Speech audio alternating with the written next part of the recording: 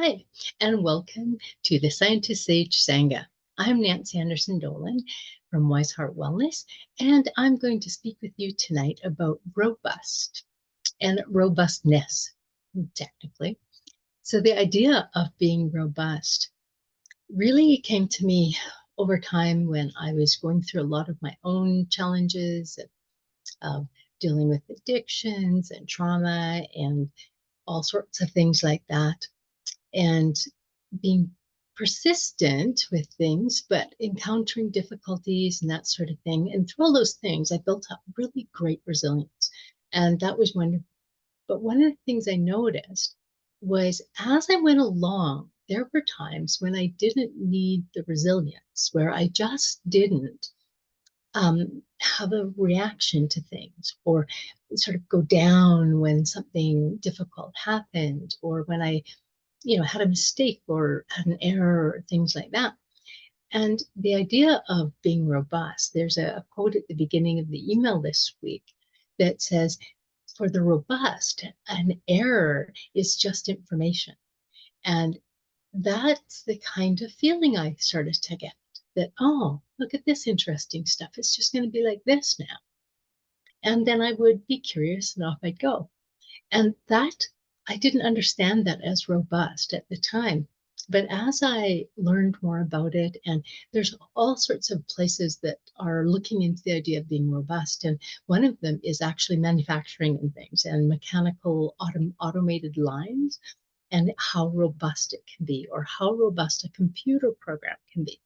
And so in their idea of it, it is when there's a capability there that there's continual persistence and action performance, I guess would be the word, and without a bunch of failures or a long downtime of any time. So there's always glitches, but a robust program literally can come back from it and make some corrections and move on fairly quickly. And then it doesn't go downhill under suboptimal conditions or for us under a lot of stress. We don't continue going downhill, that we're able to take that dip and come back up. And that's different than like having something happen and you're down for a while and you're crawling your way back up and that. And there's an example in the email that I got from a psychologist, and it's so wonderful. She says, think James Bond. James Bond isn't, falling down and getting beaten and then recovering. He's like super cool all the way through. And it's like, oh, I like that idea. I want to feel more like that. And I really thought that it was partly, life experience, having just, got up so many times after you got knocked down kind of thing. But what I really came to understand as I went through my own things and went through training and research and that sort of thing for counseling practices, I really saw that there was a difference. And particularly when I was going through some of my own new challenges. So these ones, I went through the trauma and I had to deal with my compulsive eating and lost 100 pounds and a lot of material.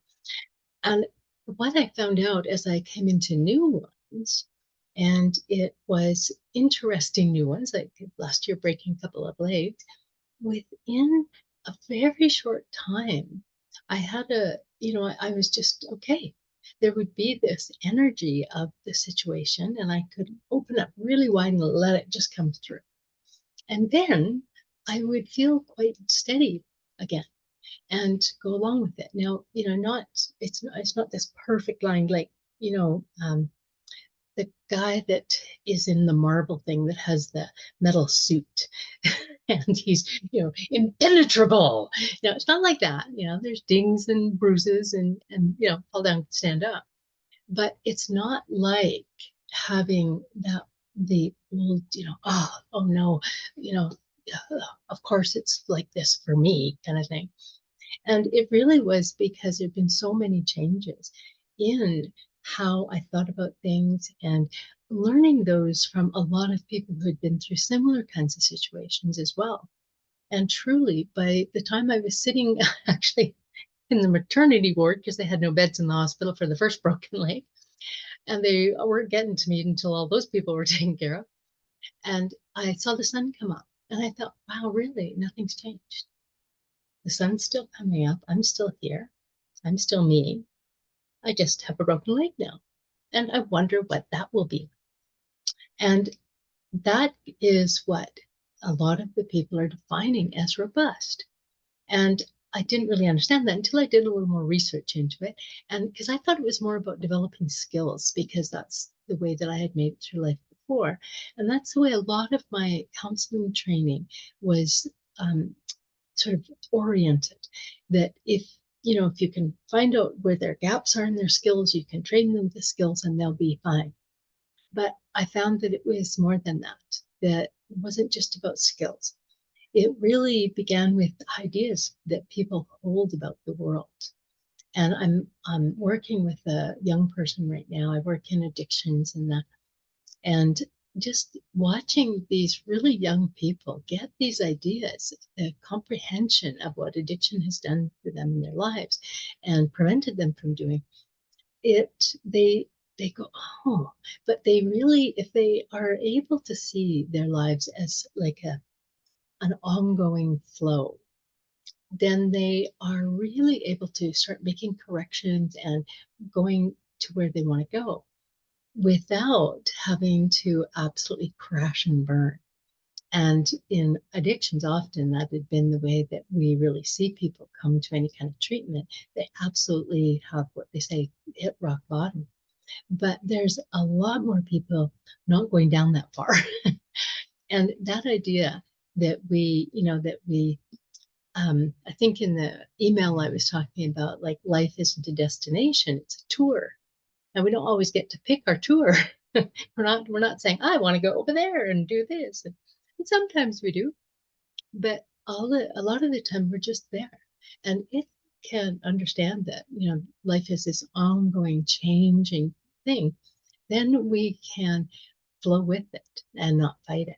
And that is such a big point about robustness, because the energy that we expend fighting a shift, we lose in making our way through things. And this idea about being flexible and not trying to avoid things and not trying to keep things, from changing, because that's the one reality that we live with all the time that we can all agree on. Things change. And when there is this resistance to it, like we see right now in a lot of politics and things where things are going forward and people are scared and distressed by it and they try and pull it back the other way in lots of ways. And it causes lots of problems on all fronts. And so this idea about that, just about saying, yeah, life changes all the time. And I can move along with it. I have to move along with it. It's not like one of the choices I have is, I'm not going to go with that.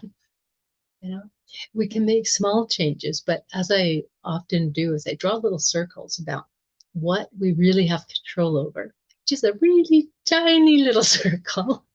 And the next one's a little bit bigger, is influence. And then there's a giant circle about all the things we don't have control over. And if we can understand that, we come to life differently. There is more robustness. It is more looking forward, like, okay, well, I, washed up on this desert island. What can I do here? That kind of showing. And that leads right into the next part about learning. If I have a learning orientation, my life is easier and my life can be much richer. And it isn't just about learning from books and things, but when people talk about being a lifelong learner, they're not talking just about, learning, taking a course and those kinds of things, but being open for our life lessons, and not in a negative way, like, oh, I should have known that kind of way, not that kind of learning, but really both things that are challenging, because if we don't learn something from, we stay in a negative loop. Often people are distressed about something's happened a long time ago and that impacts their whole lives. So we learn something no matter what. So if we can keep an open flowing mind, and that idea of robustness is just, oh, here's the next thing in my life, then I can learn different things and take them forward. I can learn that from successes as well. Often people have successes and then they don't want to keep changing because that was successful. And so that can be, I call it seductive successes. And I'll say, well, you don't seem to be moving to where you want to go next. So I want to stay here. I don't want anything to change. Good luck with that, but you could be open to seeing what's actually happening around and to you. And so these ideas and learning from other people, learning from different ideas, learning from different cultures, people that are open to that tend to be more able to take in what's happening right now and adapt faster. So the idea about learning, then this is probably where I get the most pushback, but I talk about developing a theory of life, or at least a idea of how things work, how you decide to perceive the world, basically, because none of us really knows how everything works. And so, we have a lot of religious fighting back and forth saying, this is it. No, this is it. And really, we don't know. But if we can have some sort of plausible explanation that works fairly positively for us, it makes life easier for us. It gives us a paradigm to work with, and not that we don't change a paradigm. So it's not a written in stone kind of thing. And often it's unfortunately not left for us to discover. It's sort of sold to us. This is how it is. And when we do that, sometimes we try and fit paradigms that are not current. Maybe they've been passed on to us from religions or cultures or science, whatever. But we aren't sort of learning and exploring. And by doing that, we're making it not truly ours. And when we make it truly ours, we can go through whatever is coming and make meaning and decisions about it. I recently, like about 24 hours ago, had my car stolen. And I was like, oh my God, how did that happen? And then my ideas kick in. And I'm like, no, I don't know what was going on there. I wonder what'll happen next. And as I move into that, I'm okay. And that is the robustness that I want. I was watching my brain make that shift, and part of my brain was saying, "No, I think we have to go back to being over here and distressed about it. I think that would be appropriate now to just stay here and be distressed." The other part of my brain was like, "Isn't this interesting? There's all these people saying, well, it'll probably turn up because a car is stolen every 6 minutes where I live, and not my neighborhood in my city, but." I was like, oh, isn't that really? I didn't know that. So there was all this learning coming at me, and I could stay with that, or I can go back into, oh, I want to live like this. And it doesn't mean that you don't go through emotions. I certainly went through lots of emotions packed into a very tight package. But and there'll still be more, but it's about that flow. So if the flow is going through, we can be far more robust. If we are resisting it, that wears us out. It's old energy and we tie it to old things. And the other way around, when something happens, if you can flow, you can actually clear out old energy you might not have noticed, like dust bunnies under the bed, that are similar to your situation. It's a loss, or somebody doing something for you or to you that's not okay. It triggers old things. So you always have an opportunity to clean out more stuff, like Drano, every new opportunity when there's something that you don't think that would be a great thing to be happening. So it's really useful to have an idea of life, of that. And I believe that things just go on. And at one point I said, yeah, they might be an addict like me, out of their mind and doing this stuff, stealing my car, who knows. And so those kinds of things that keep you moving, making meaning, and like, okay, this life is okay. If I believe that life is horrible or it's random, often I don't move through it well. If you believe that and it works for you, that's great. But it's all about having a plausible, reasonably positive idea that you can lean into when things are going on. So that is the um, primary ideas thing. Well, no, actually choosing emotions like hope and gratitude and things like that. Because if we just wait to sort of have the emotions that might be triggered by whatever is going on all over the place, it's hard to know who we are. But if we are choosing emotions and saying, I'm going to claim this emotion, it's like buying this sofa. It's the main thing in your living room. And if I want to do that and choose things like gratitude and hope, then that becomes the furniture in my life. And doing that actually gives us more energy. It defines our behavior, how we're going to behave, how we see the world, those kinds of things, rather than being swept away by emotions that keep coming. And oddly, it could cause, we could see a sad story and we take that emotion in, and we could lose someone dear to us and we hold on to that emotion.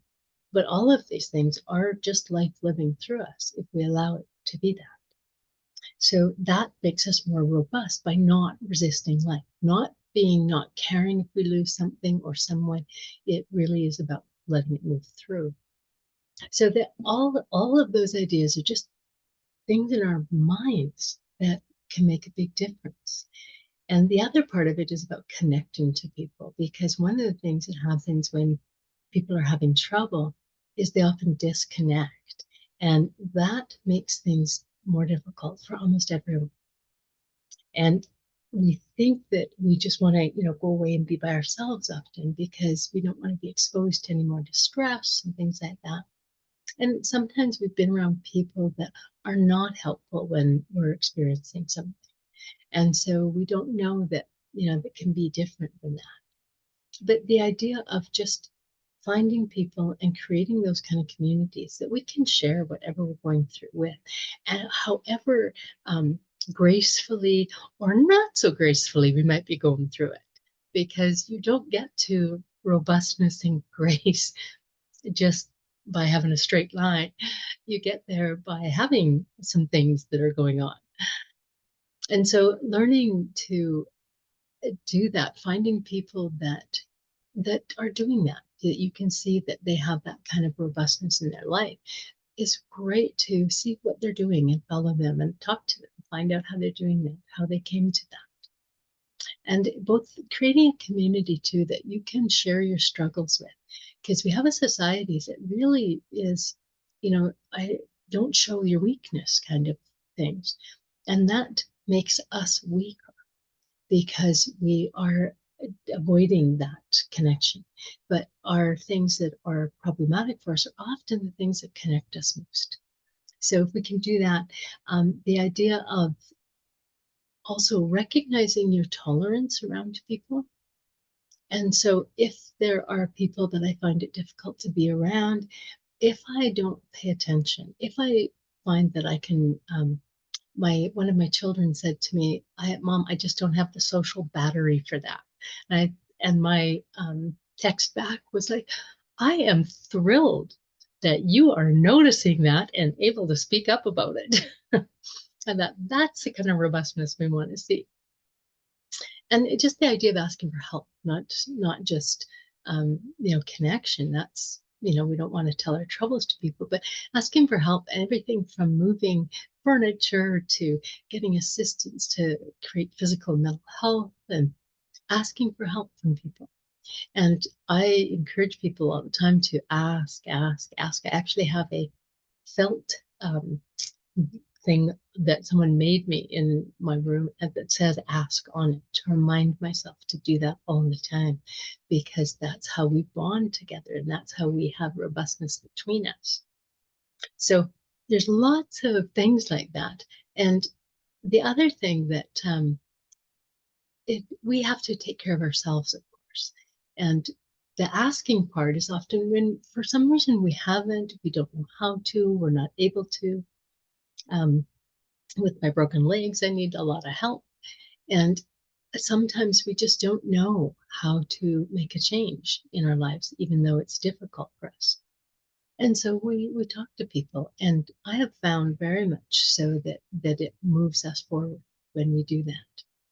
We when we do those kinds of things, we are sort of addressing the basics of life.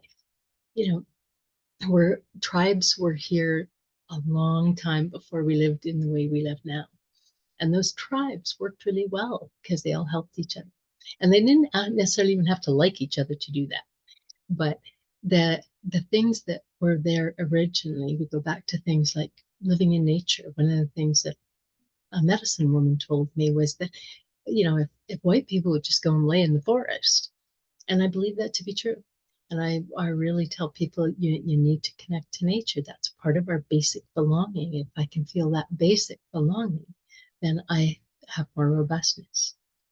And there's so many small things that we can do. But these ideas are like letting our emotions move through and tending our minds. So if my mind is starting to go, well, you should have taken better care to, of the car. If you had a garage, if you put it in the garage, it wouldn't have been stolen. And when my mind starts to go down that road, I go, wait a minute, this is helpful. No, might be reasonable, not helpful. So I want to let it go. And just noticing that we get in that negative stream. And it's like a, a trainer that trained me to do public speaking always talked about, you have to take all the weeds out of your mind. When they grow up thinking, oh no, what if somebody doesn't like this? You pull that weed out and throw it away. I'm like, oh, what a great idea. Just literally recognizing it as a weed, throwing it away. And if it makes you arrogant, like, no, that's not what you're looking for. So you will get ideas. And I really encourage people to do time in meditation, listening for guidance. And if they will, I sat down for 10 minutes and I still don't know what to do. It takes a little more practice than that. But literally, we all have whatever we want to call it, a higher self, an inner wisdom, a power animal, a god, or whatever. All of us have this commonality that we do get ideas from time to time. They're like, oh, that is a great idea. That's what I needed to do here, or what I needed to know. And so that idea about having that task, then we have our outside people, our theory of life, and this other wisdom that we're tapping into. And we can get well practiced at that and find the way through things much easier leaning into that. So I think what I'd like to do right now, oh no, I promised one story in the email. Last week, I was supposed to take my car in. And so I took my car to my mechanic, and I was actually there on the wrong day. But he said, we're going to take a look at it anyway. We'll figure out what it needs. And then you can come back when your appointment really was, and we'll fix it for you. But we'll need the car. You'll have to leave it with us because we didn't plan for you to be here. And so I said, okay. So I went off to a coffee shop, and I'm sitting there.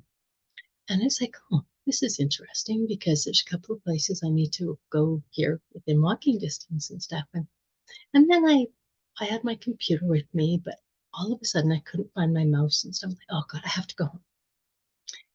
And I started thinking, here's the problem. And so I put my backpack on and I marched over towards the transit in my city, and I was going to get the transit back to my side of the city and all those things. And as I was walking along, I actually saw through the industrial area of town, I saw a little lending library. There's little libraries that are popping up. And it turns out it was right beside a church. And I thought, oh, isn't this interesting? So I reached in and I grabbed a book. I thought, oh, that's great. I'm going to look at this when I get. So off I go. And I get all the way home, and they say, well, here's what needs to be done. You can get your car now within 45 minutes. So I got back on the train, and then I had to walk a long ways. I walked 12,000 steps that day. And I get back on there. And then I get back up there, I get the car, and I'm going to go and meet some people. I know something starts at 1, and I go there. And interestingly, it was another church. I got there, and the door was locked, but these lovely church people let me in. And they said, often people are early. And I'm like, this isn't early, this is late, And so I sat there for a long time, and then nobody came. And I was like, oh, for God's sake, I guess I'm going to go. And so I start to leave. All these people start coming at that time wrong too. But the robustness of this was literally, it was so lovely. And I would start to think something and I'd sort of go off course. But when I just settled down and listened, it was like, no, you get on that transit, go home. No, no, no, you stay right here. Just wait a little bit more. No, go to that place. You have time. It'll be good. I'd find that quiet voice. And when I got home, I actually looked at this book and it had a prayer called Let My Life Be Sacred. And it said, Let my every act be sacred. And when my every act is sacred, then will my whole life be sacred. And it wasn't talking about praying or anything. It was talking about being conscious and sort of honoring my own life. And so after this interesting day that was full of robustness, it was like, yes, I can do this. I can walk 12,000 steps and I could get over myself going to my mechanic the week early and that sort of thing. And all of those things for me build that up so that I'm not spending time really low. And when I can quiet my thinking and open up to more, then I actually get that feeling of my life being sacred and being cared for and being directed. And so I'm not encouraging people not to look at their daytimers so they get lost everywhere. That's not the message here. That's if you happen to be lost somewhere, to start practicing listening to that quiet voice. And you'll find that as it develops and you develop the trust in it, that you become more robust because you have this bigger foundation to work from. So let's end it at that and do a quick little meditation. Okay. One last idea. Somebody was speaking to me today about saying, I'll just try harder. And I was like, oh no, I haven't got my message across if that's your plan. Because just trying harder often takes us out of our robustness. We tire ourselves out on paths we shouldn't be going down. And we need to perhaps go in the same direction, but do it creatively or do it collaboratively. Lots of different things. But just trying harder often means that we are banging against a wall where we're supposed to turn. And so I encourage you to relax into this meditation. Okay.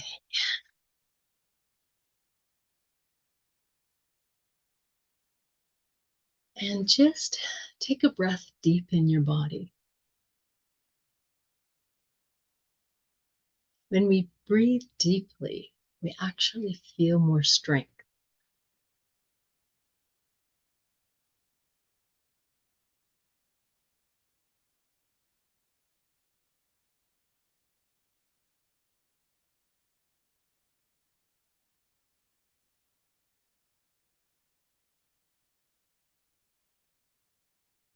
And then breathe into your brain and just let it air out.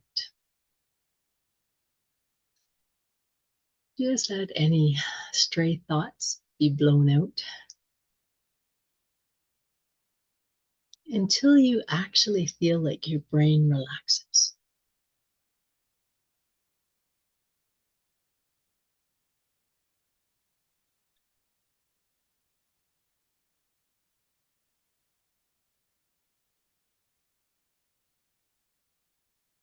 And then tune in to all of the energy you move all the way through your body. Your heart has a lot of energy in it. Reaches out a couple of feet around you, just when it's doing its regular beating.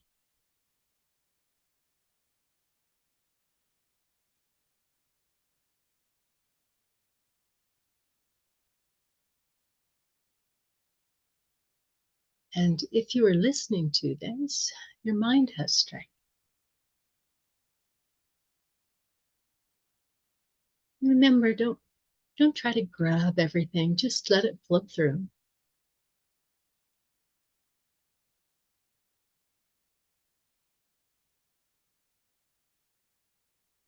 And as you breathe into your body, know that your muscles are being strengthened by the exchange of oxygen. We're literally built that way. And if you sat down to listen to this, you have muscles.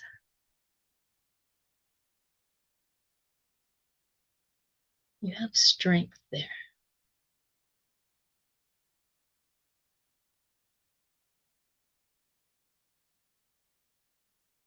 And then I'll invite you to entertain the idea that everything is okay right now.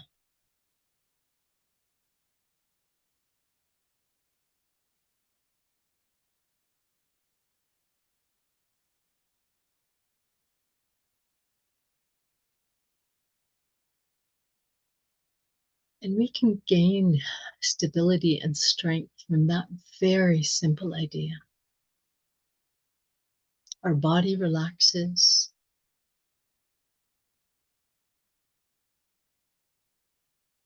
Our heart moves into a comfortable rhythm.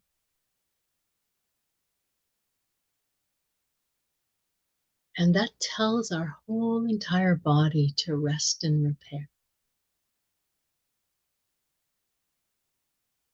And that automatic rest and repair is really what robust means.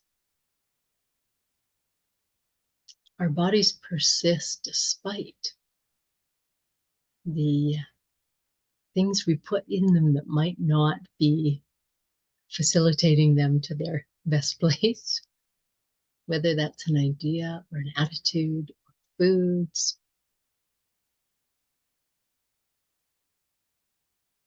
And we can rest in that real robustness in our body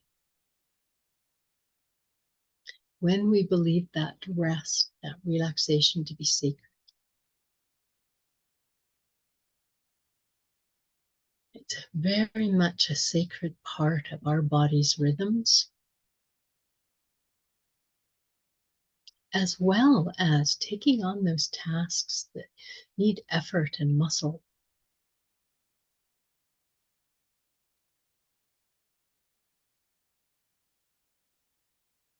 Both of those things feed our bodies and our beings.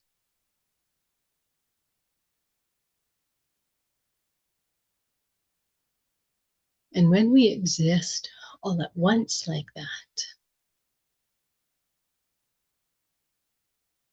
not resisting life, but opening up to it,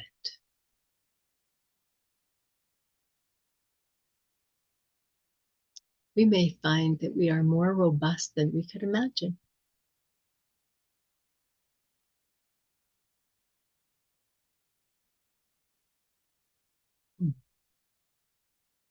And for those that are with me live, we'll speak in a moment.